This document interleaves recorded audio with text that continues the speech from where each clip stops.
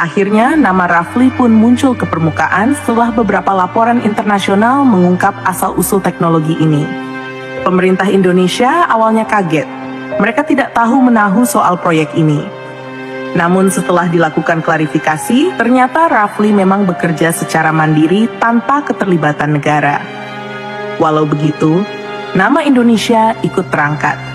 Banyak media menyebut Rafli sebagai anak garasi yang mengguncang dunia. Bahkan beberapa media luar menyandingkan Rafli dengan ilmuwan jenius seperti Elon Musk atau Tony Stark, karena kemampuannya menciptakan teknologi canggih tanpa dukungan dana besar. Namun dampaknya tidak hanya sampai di situ.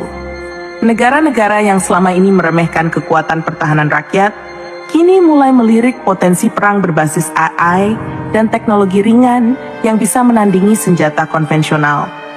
Bahkan beberapa negara di Eropa dan Afrika menawarkan beasiswa penuh serta laboratorium pribadi kepada Rafli agar ia mau mengembangkan drone lebih lanjut di negara mereka. Tapi Rafli menolak semua itu. Saya lahir di Indonesia.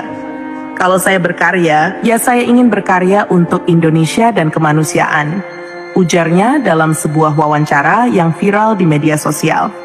Ketika ditanya apakah ia bangga karena drone ciptaannya bisa menghancurkan jet canggih Israel, Rafli hanya diam. Ia tak ingin jadi pahlawan yang dielu-elukan. Baginya ini bukan soal menang atau kalah.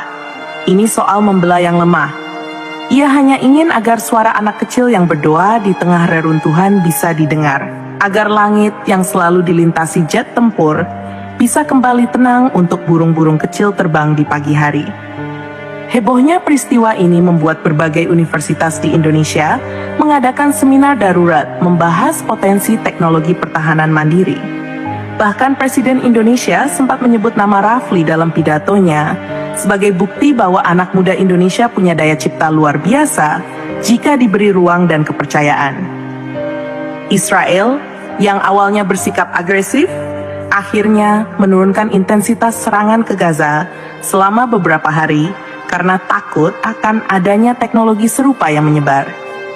Dunia pun kembali memperdebatkan etika teknologi militer berbasis AI yang dibuat oleh individu. Banyak yang memuji Rafli karena menggunakan kemampuannya untuk melawan ketidakadilan, tapi tidak sedikit juga yang mengkritik karena drone itu tetap menjadi alat pembunuh. Namun Rafli tetap teguh pada pendiriannya. Ia kembali ke garasinya, melanjutkan proyek lain yang tak kalah unik. Kali ini bukan drone, melainkan alat penyaring air portabel untuk pengungsi dan korban perang. Teknologi harus bisa menyelamatkan, bukan hanya menyerang, katanya. Kini, nama Rafli Aditya tercatat sebagai simbol baru kekuatan pemuda Indonesia. Dari sebuah garasi sempit, dari tangan seorang mahasiswa biasa, terciptalah alat sederhana yang berhasil mengguncang negara dengan anggaran militer terbesar di Timur Tengah. Dan semua itu hanya dengan satu tembakan. Dunia masih belum berhenti membicarakan Rafli Aditya.